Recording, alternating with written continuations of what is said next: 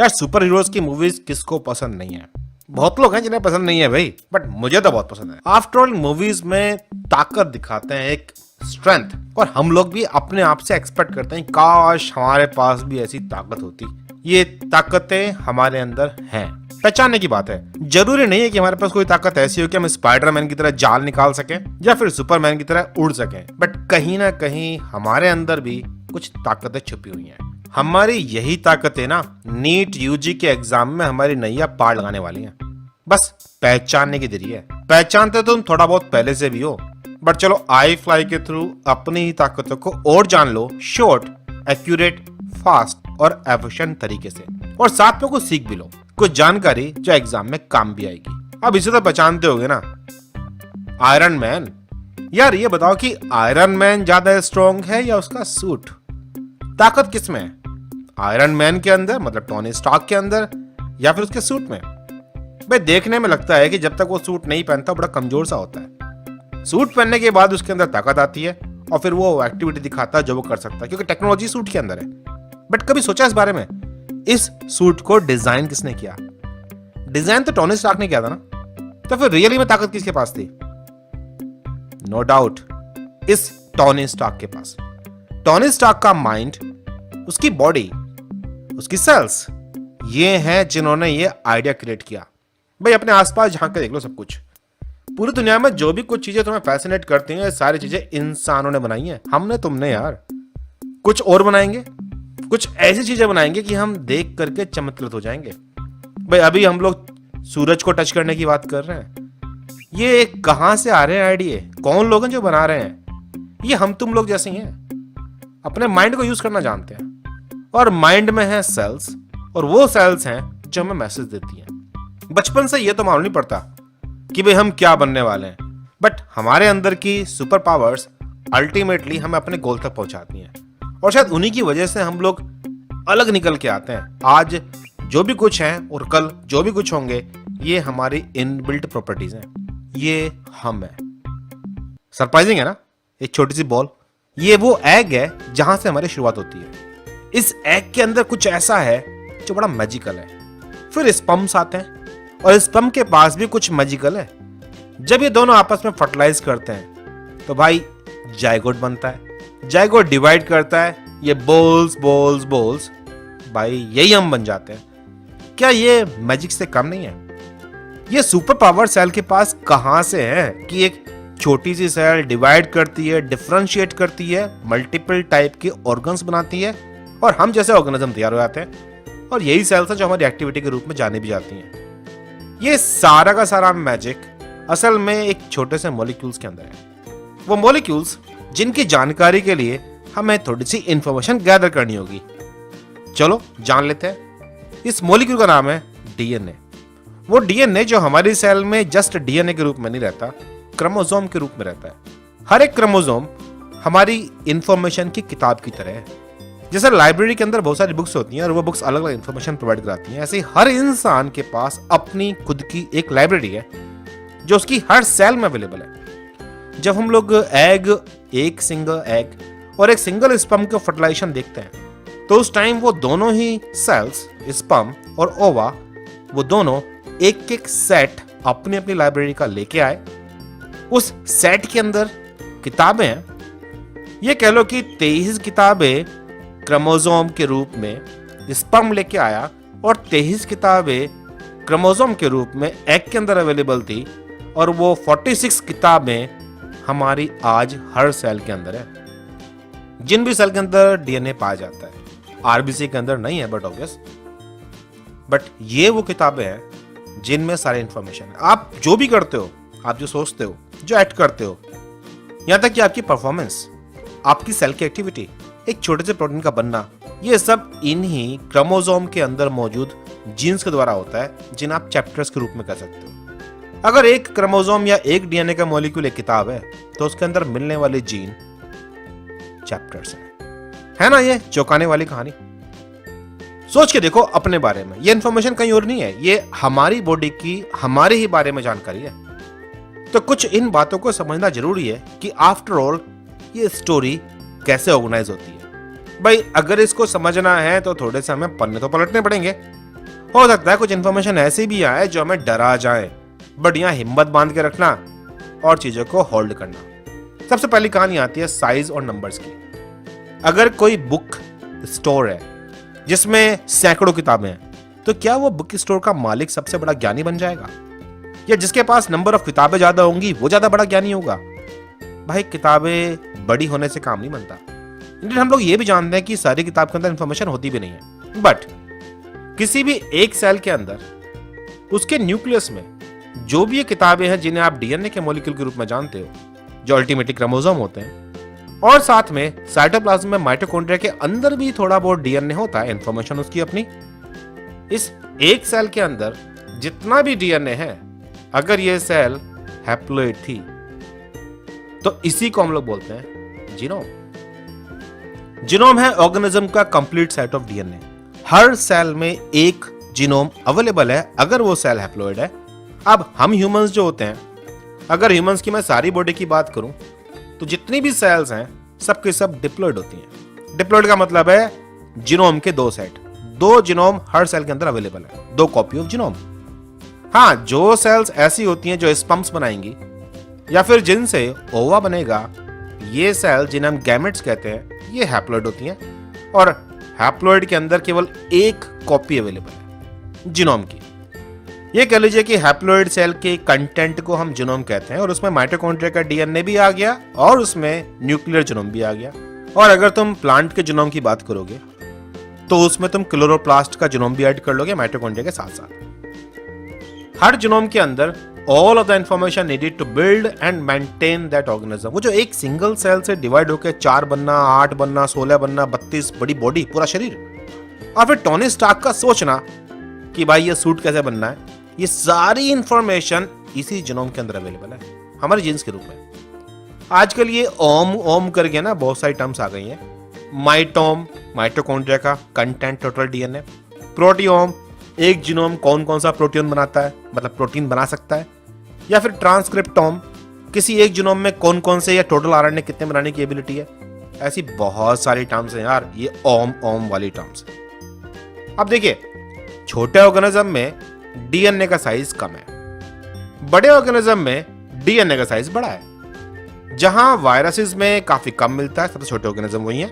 वैसे तो typical organism की भाषा में आते भी नहीं, हम लिविंग थिंग कहते हैं। हाँ, बैक्टीरिया के अंदर 4.6 मिलियन बेस पेयर। याद है जब तुम कंप्यूटर की बात करते हो, अपने मोबाइल की बात करते हो, तो अक्सर तुम एक टर्म इस्तेमाल करते हो, भाई कितनी स्पेस है। तुम बात करते हो जीबी में या फिर टीबी में, गीगाबाइट्स, टेराबाइट्स। याद है ना ये कहानी कहां से स्टार्ट हुई थी?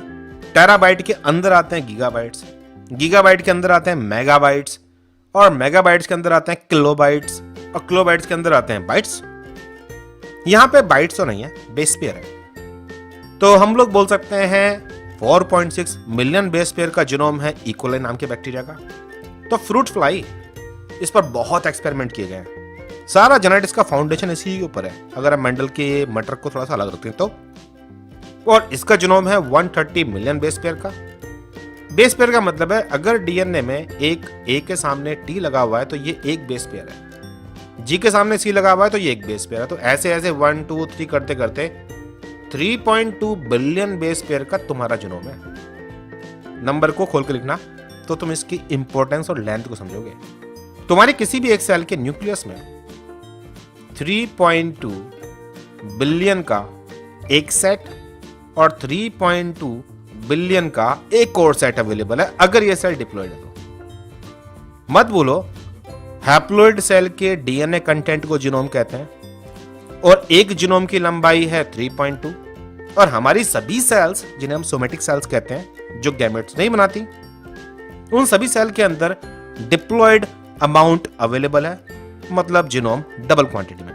तो एक्चुअली में तो अगर मैं कहूं कि तुम्हारी डब्ल्यूबीसी में कितना डीएनए है तो वो 3.2 बिलियन एंड 3.2 बिलियन दो कॉपी में। आरबीसी में कितना है?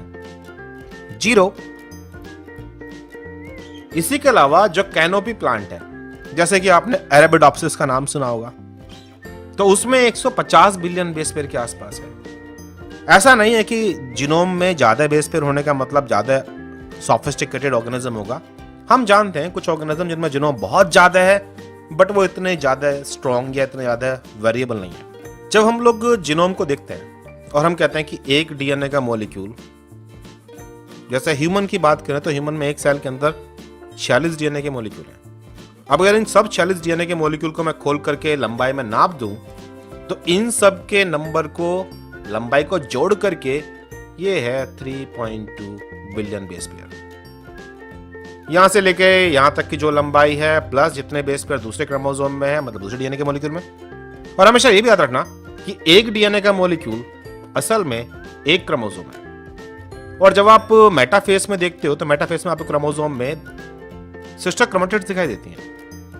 और ये सिस्टर क्रोमेटिड्स, एक क्रोमेटिड एक डीएनए के मॉलिक्यूल को दिखा रही होती है, क्योंकि डीएनए रेप्लिकेट करता है एस फेस में, और रेप्लिकेट होने के बाद उसे बंटना है तो यहाँ एक डीएनए के मॉलिक्यूल की दो कॉपी हैं। जब हम लोग जनरली टिपिकल क्रोमोसोम वर्ड का इस्तेमाल करते हैं तो वो मेटाफेस सेल में करते हैं, क्योंकि इसमें क्रोमोसोम सबसे ज्यादा कॉम्पैक्टली पैक है और वहां में क्लियरली दो क्रोमेटिड्स दिखाई देती हैं। और एक क्रोमेटिड का मतलब है एक कंप्लीट कॉम्पैक्टली पैक्ड डीएनए का मॉलिक्यूल।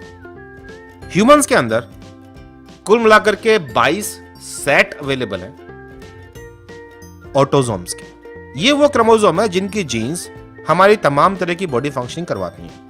इनका सेक्स से ज्यादा रिलेशन नहीं है। और फिर उसके बाद आते हैं दो सेक्स क्रोमोसोम्स, एक्स और वाई। और यही क्रोमोसोम है जो डिसाइड करते हैं कि जो ये ऑर्गेनिज्म है जिसके अंदर ये सेल अवेलेबल है ह्यूमन, ये मेल है या फीमेल। अगर एक्स क्रोमोसोम की दो कॉपियां होती है तो फीमेल, एक क्रोमोसोम एक्स है और एक वाई है तो मेल।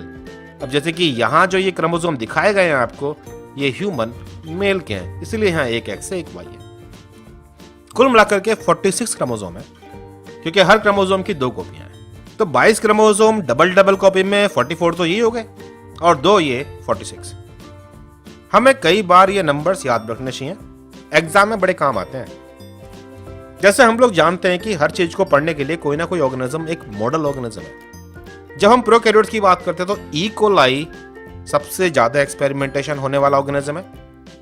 यूकैरियोट्स में सिंपल सेल्स के रूप में सैक्रोमाइसिस सेरेविशिया, जिसे हम लोग बड़ी ईस्ट के रूप में जानते हैं, और सैक्रोमाइसिस पॉम्बी जो फिजन ईस्ट के रूप में जाना जाता है। इसके अलावा नेमेटोड में सी एलिगन। इस सी एलिगन नाम के जीव से हमें बहुत कुछ जानकारी मिली है एपोप्टोसिस के बारे में, कैंसर के बारे में, डेवलपमेंट के बारे में। तो ड्रोसोफिला मेलानोगैस्टर के बारे में पढ़ करके और उसके एक्सपेरिमेंट्स को देख करके हमें आइडिया मिलता है जेनेटिक्स का, क्रोमोसोम्स की इंपॉर्टेंस का। इंडियड क्रोमोसोम की थ्योरी ड्रोसोफिला से निकल करके आई है। इसके अलावा मॉडल प्लांट्स के रूप में अरेबिडोप्सिस थैलियाना है, और चूहा जिस एम मुस्कुलस बोलते हैं, और ये हैं हम। अब यार, क्योंकि जब कभी क्रोमोसोम की बात करते हैं तो क्वेश्चन कहां से आ जाए हमें मालूम नहीं पड़ता।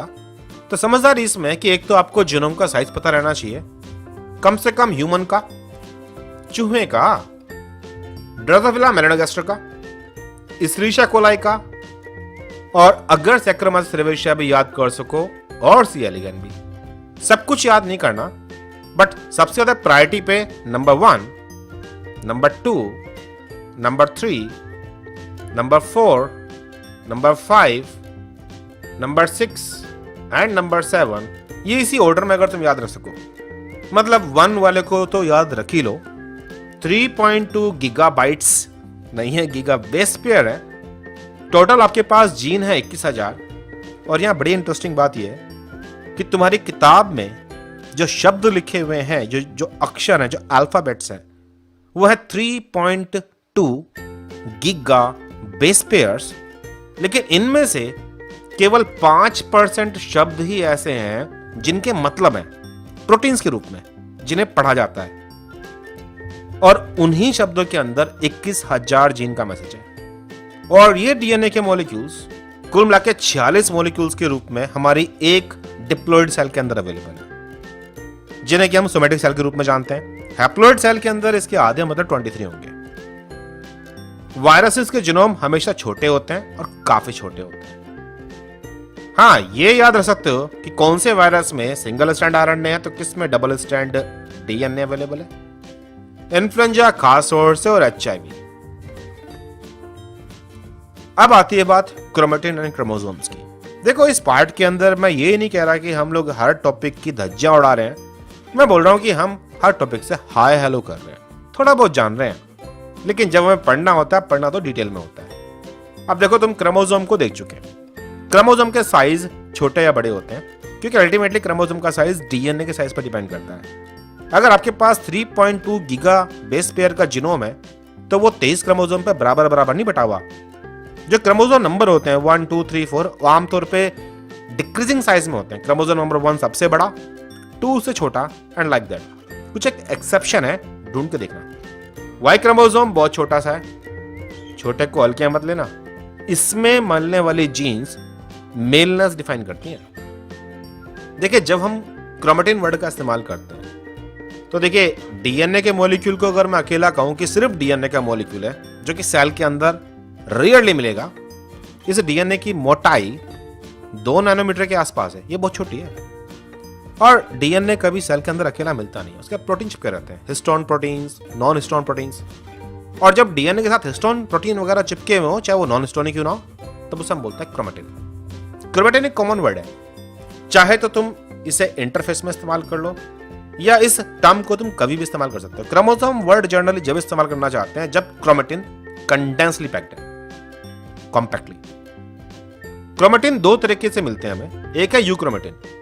यूक्रोमेटिन में जो डीएनए की पैकिंग है वो बहुत टाइट नहीं है। हर कुछ दूर पे कुछ हिस्टोन ऑक्टामर्स हैं जो डीएनए को चिपका रहे हैं। टोटल मोटाई 11 नैनोमीटर के आसपास।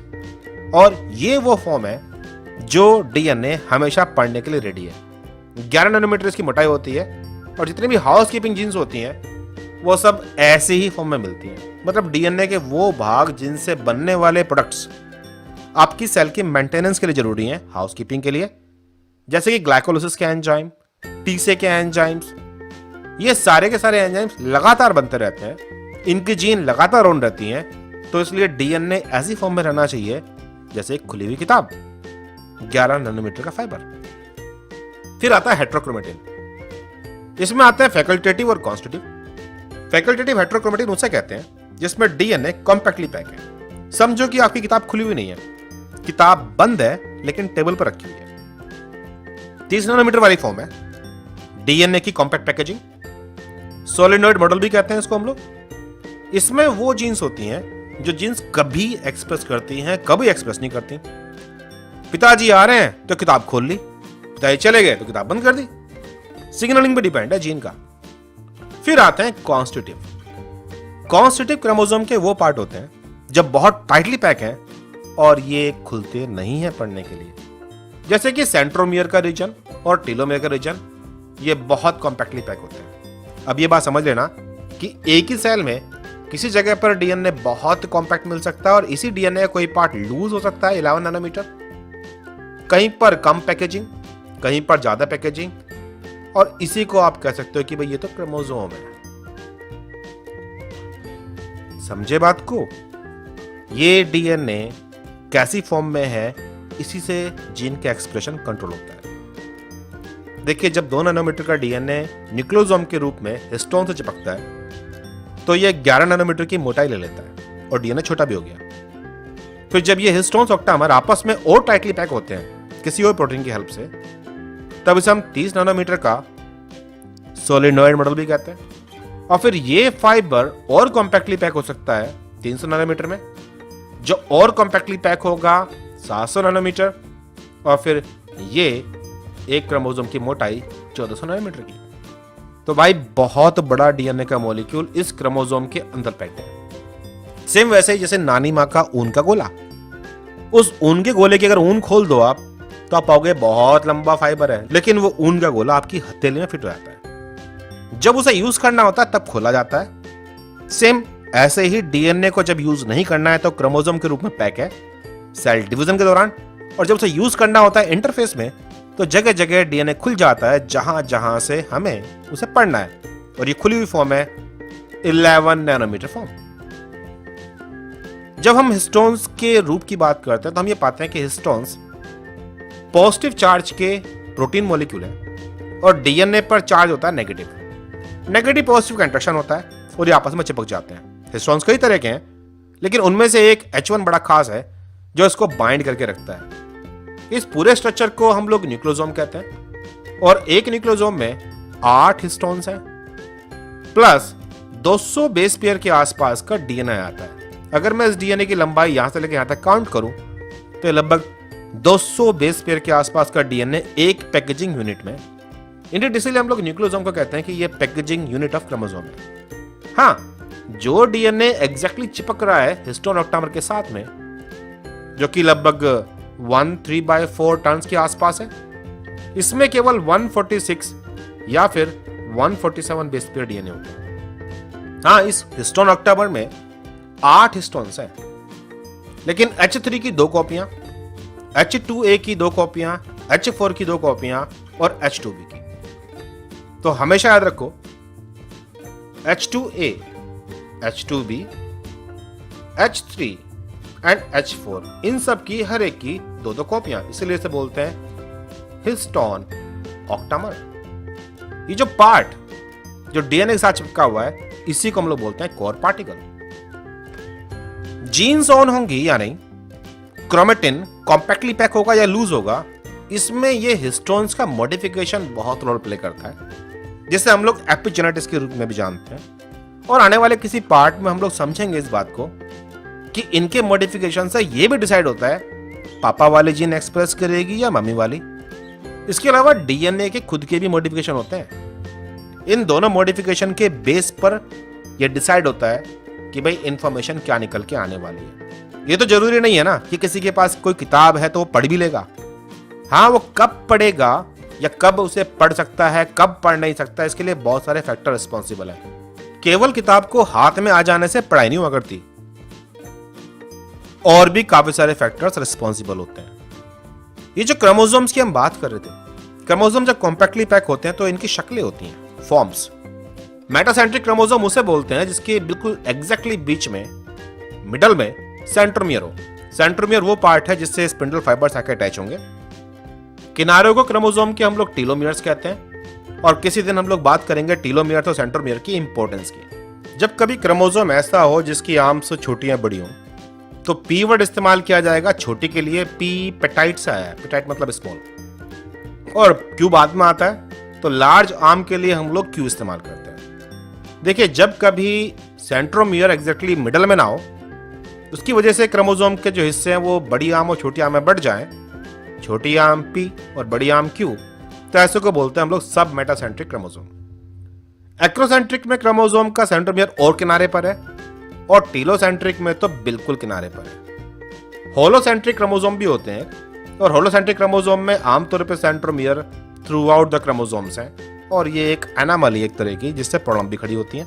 तो आज तुमने थोड़ा बहुत जाना है इन टॉपिक्स के बारे में, जिसमें क्रोमोसोम की बात कर रहे हैं हम लोग बात कर रहे हैं क्रोमोसोम नंबर की, और हम लोगों ने समझा कि हमारी मैजिकल पावर इन क्रोमोसोम के अंदर है। ये क्रोमोसोम जो कि किताब की तरह है। इन क्रोमोसोम के अंदर जो कि किताब है के अंदर चैप्टर्स हैं, वो चैप्टर जिन्हें हम जीन कहते हैं। और यार, एक किताब के सारे चैप्टर तुम भी नहीं पढ़ते। हर किताब में हर पन्ने पर चैप्टर नहीं होता।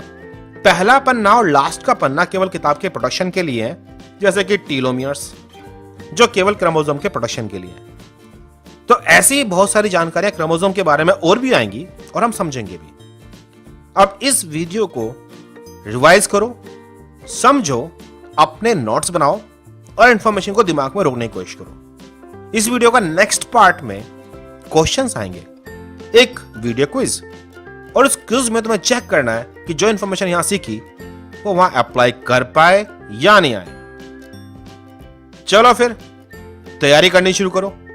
आई होप इस तैयारी के साथ तुम्हारे मन में कुछ नए विचार आए होंगे, कुछ नई बातें जानकारी में आई होंगी, और कुछ उम्मीदें बड़ी भी होंगी। अगर ये वीडियो पसंद आया हो तो लाइक करना मत भूलना, और इस चैनल को सब्सक्राइब करो घंटी के साथ। इस वीडियो को शेयर करो अपने दोस्तों के साथ, और उन सभी के साथ जो बायोलॉजी के लिए तैयारी कर रहे हैं, फेसबुक पर, व्हाट्सएप पर, या जहां कहीं भी तुम्हारा मन कर रहा है। हमेशा याद रखो, iFly तुम्हारी लाइफ में कैटलिस्ट की तरह, एक ऐसा कैटलिस्ट जो ना सिर्फ तुम्हारी काम को फास्ट कर देगा, बल्कि चीजों को देखने का नजरिया ही चेंज कर देगा। चलो फिर मजे करो, बाय बाय।